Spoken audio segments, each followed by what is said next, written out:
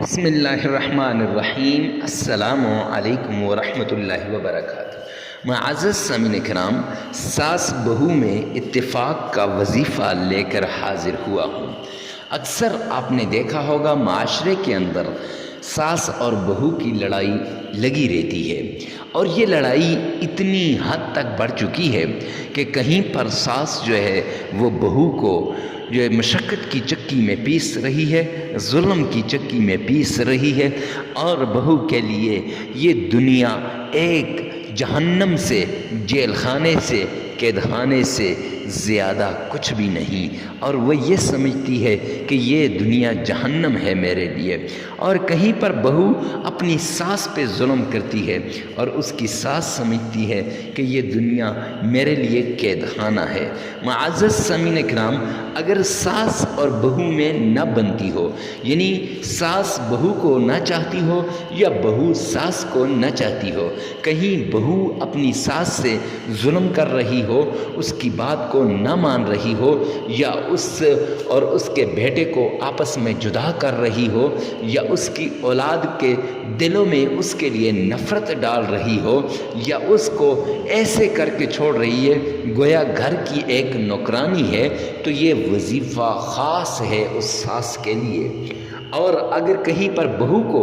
یہ ظلم کی چکی میں پیسا جا رہا ہے اور بہو کو اتنا زیادہ اس پر تشدد کیا جا رہا ہے کہ ہر پل، ہر آن، ہر گھڑی اس کے ساتھ تشدد والا معاملہ کیا جاتا ہے، ظلم کے ساتھ اس سے پیش آتے ہیں،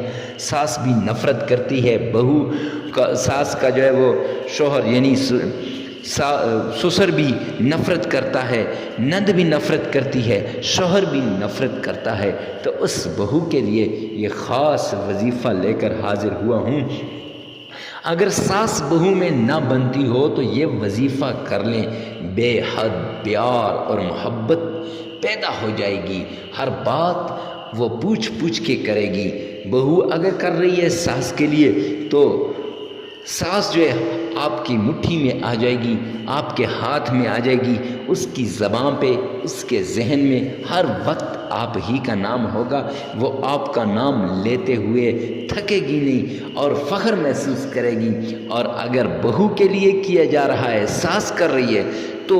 آپ کی بہو پھر ایک ایک بات آپ سے پوچھے گی، آپ بھی کہیں گے نہ جانے اتنی تبدیلی کہاں سے آ گئی۔ معزز سامعین کرام، اکثر عورتیں میرے پاس آتی ہیں اور ساس بہو کے جھگڑوں کی داستانیں جب سناتی ہیں تو کلیجہ منہ کو آتا ہے۔ یقین جانیے، تو آج ایک ایسا عمل لے کر حاضر ہوا ہوں، اس عمل کے ذریعے سے انشاءاللہ ساس اور بہو کی لڑائی ہمیشہ کے لیے ختم ہو جائے گی۔ عمل بتانے سے پہلے اگر آپ ہمارے چینل پہ پہلی مرتبہ ہیں تو ہمارے چینل کو سبسکرائب کر دیجئے گا، ساتھ لگے ہوئے بیل آئیکن کو لازمی پریس کریں، اور ساتھ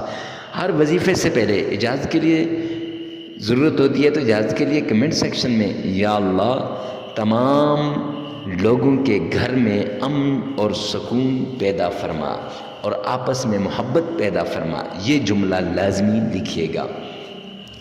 چلتے ہیں آج کے وظیفے کی طرف۔ وظیفہ بتانے سے پہلے اتنی بات ضرور کہوں گا کہ جب لڑائی ہو، اگر آپ بہو ہیں، آپ پر ظلم ہو رہا ہے، یا آپ خاوند ہیں، آپ کی بیوی پہ ظلم ہو رہا ہے، کسی پہ جس پہ ظلم ہو رہا ہے، جب لڑائی ہو تو پہلی بات یہ ہے کہ وظیفہ تب اثر کرے گا کہ لڑائی کے دوران آپ نے کچھ بھی نہیں کہنا، ہمیشہ خاموش رہنا ہے، بس یہ سوچنا ہے کہ یہ وظیفہ کیسے کارگر ثابت ہوتا ہے،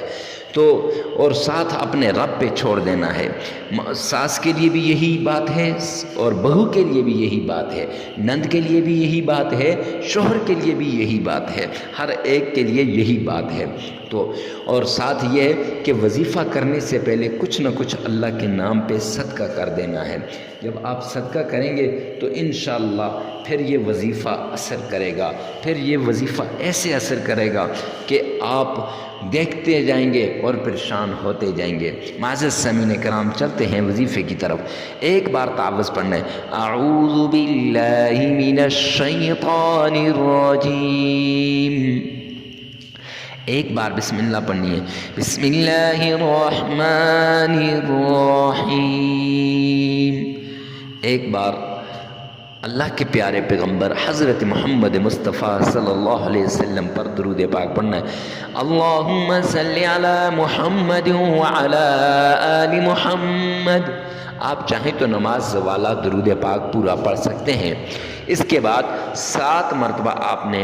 سورہ فاتحہ پڑھنی ہے۔ الحمدللہ رب العالمین الرحمن الرحیم مالک یوم الدین ایاک نعبد و ایاک نستعین اہدنا الصراط المستقیم صراط الذین انعمت علیہم غیر المغضوب علیہم ولا الضالین آمین۔ معزز سامعین کرام، اس طریقے سے یعنی ولضالین کے بعد آمین آپ نے ایسے ہی بلند کہنا ہے، تو یہ آپ نے 7 مرتبہ پڑھنا ہے۔ اس کے بعد یا ودود یا لطیف یا کریم یا فتاح یا ودود یا لطیف یا کریم یا فتاح،